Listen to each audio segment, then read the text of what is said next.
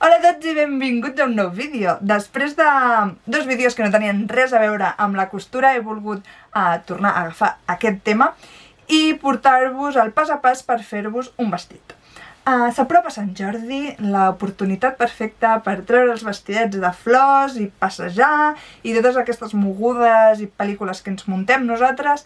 I m'he donat compte que els vestits que tinc de flors, que són pocs, tampoc em representen com 100%, o sigui, són com una mica massa fifis pel meu estil. Així que m'he volgut fer un adequat al meu estil i que sigui senzill de portar, còmode i una mica versàtil. Us vaig fer una enquesta a Instagram donant 4 opcions de vestit, que jo ja sabia quina anava a fer, perquè era el que m'agradava i el que sabia que em posaria més, però volia saber la vostra opció. No va guanyar l'opció A, que és el que farem, però va quedar segona, crec.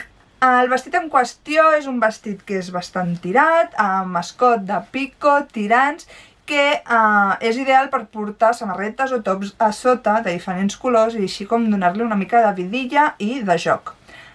Partirem d'una samarreta ampla i a partir d'allà, calcant-la i fent unes modificacions, traurem el patró del vestit. Ho faig així perquè crec que és una forma senzilla d'entendre les transformacions i de treure el patró i així no calen grans coneixements ni ens liem en formes matemàtiques per fer un patró des de zero.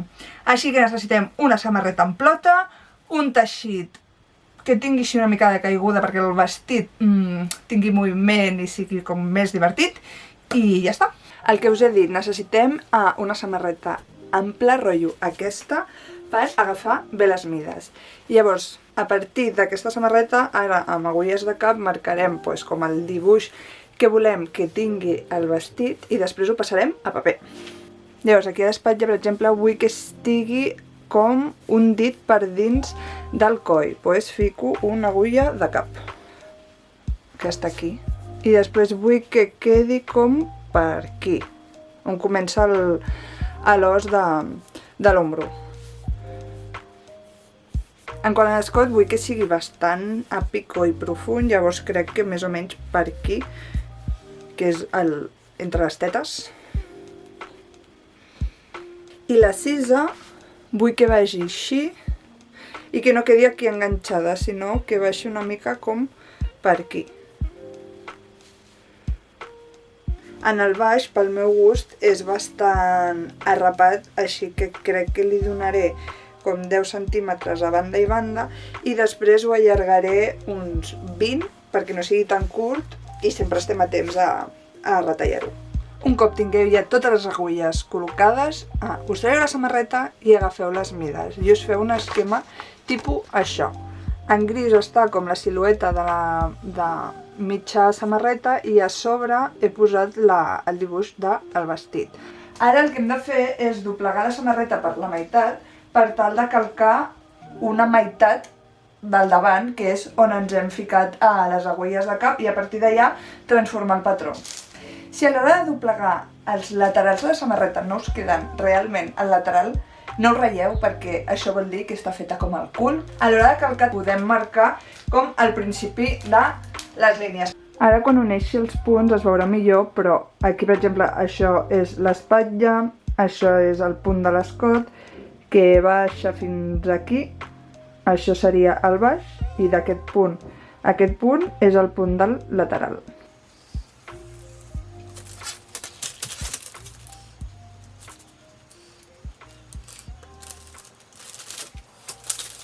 Ara és tan fàcil com agafar l'esquema que ens havíem fet, un rotulador d'un altre color i anar marcant les mesures que havíem pres.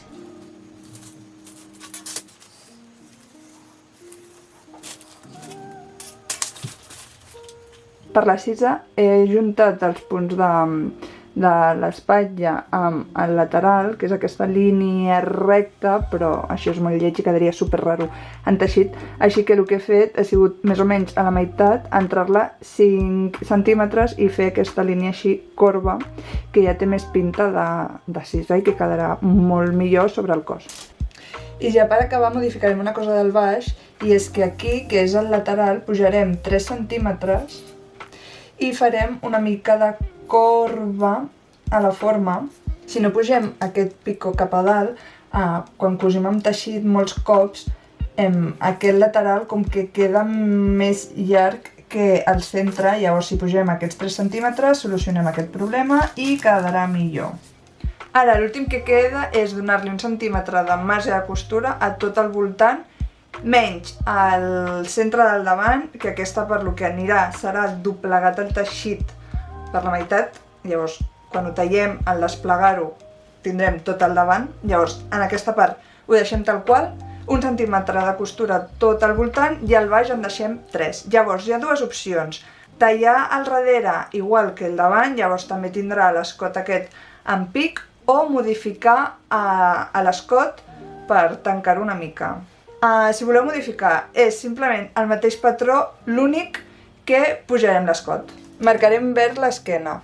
Jo poder el pujaré 3 centímetres de l'escot original de la samarreta i simplement és dibuixar la forma corba. Jo només he tallat un patró, tant per davant com per darrere, perquè em feia mandra copiar el patró que havíem fet i fer la modificació del coll, així que el que he fet ha sigut tallar-ho amb la forma de l'esquena, perquè és la que és més alta, i llavors quan vagi a tallar al davant, com és una línia recta, el que faré serà doblegar això per la línia que m'he marcat i ja és el patró del davant. Així és el patró del davant, així és el patró de l'esquena. Després també necessitarem vistes, que si us en recordeu ja us ho vaig explicar el que eren en el vídeo de la granota. Llavors, bàsicament, les vistes són peces calcades del patró gran, però més peques. En aquest cas, volem vistes a tot el que és la cisa i a l'escot, perquè són formes corbes i si féssim el dobladillo tradicional, que és ficar com el centímetre cap a dalt, al ser corba quedaria un xurro. Llavors, simplement és copiar aquesta forma a l'escot, l'ombro, a la cisa i allargar-ho 13 centímetres. Llavors jo aquí he fet una línia que quan vagi a tallar també doblegaré per aquesta línia i això seria la meva vista. Llavors en un mateix patró tinc el davant, l'esquena i la vista del davant i de l'esquena. Us presento el meu teixit. Per tallar, com us he dit, hem de doblegar el teixit per la meitat per tal de ficar el patró a sobre i que a l'hora de tallar obrim i tinguem tota una part sencera. Un cop tinguem aquest doblec hem de ficar aquí sobre el patró i hem de fer coincidir la recta del patró just amb el doblec. Un cop posicionat el patró ja podreu tallar i jo me'n vaig a la taula perquè passo de tallar al terra. Tornem a la meva habitació. Per cosir el que haurem de fer serà encarar els costats bons, o sigui, el costat exterior amb el costat exterior de vistes i del vestit. Llavors això, que són les vistes, que són la part curteta, el que hem de fer és ficar la part de l'esquena amb el costat bo cap a dalt i ficar a sobre al davant amb el costat bo cap a baix. Així es toquen dret amb dret. I el que haurem de cosir serà els ombros i els laterals.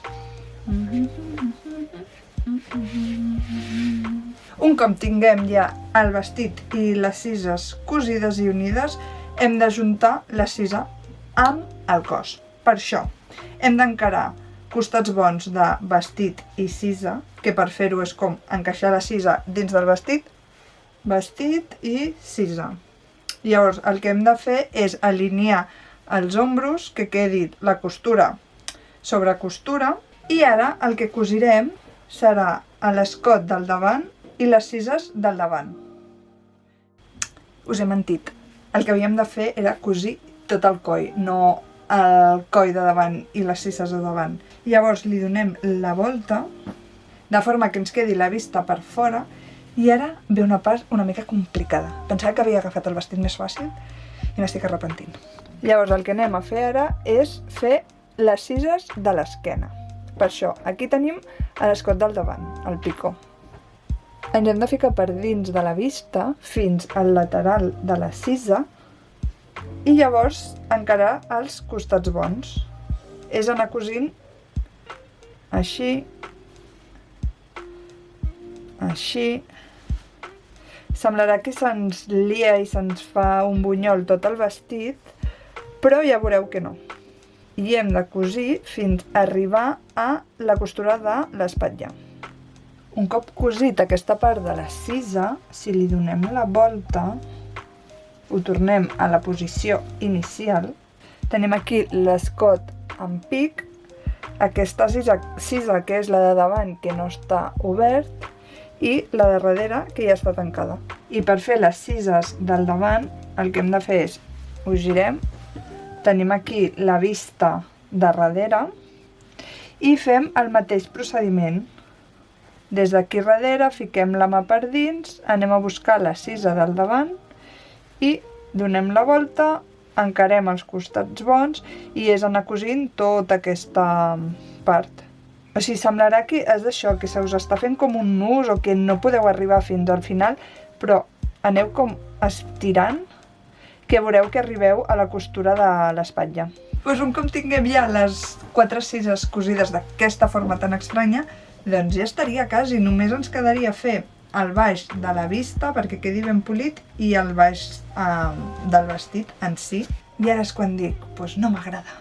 Bonus track, m'he provat el vestit i era com que li faltava alguna coseta. Així que he agafat els retalls que em quedaven i he fet un volant de 15 centímetres d'ample i de llarg, tot el que m'ha permès, però fa 3 metres, que bàsicament és el doble del que fa el baix del vestit. El baix del vestit, si el mesuro, fa 1,5 metres. Això és el baix del vestit i és on vull col·locar el volant. A partir d'aquí, cap a baix, serà volant.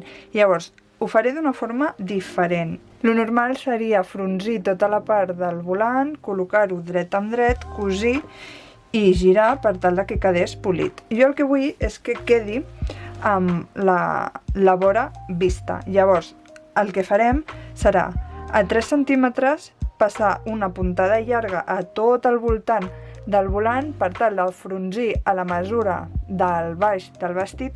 Això és el volant ja fronzit, que el que hem de fer una vegada tinguem la mesura ja correcta s'ha d'anar repartint perquè quedi més o menys homogeni per tot el llarg.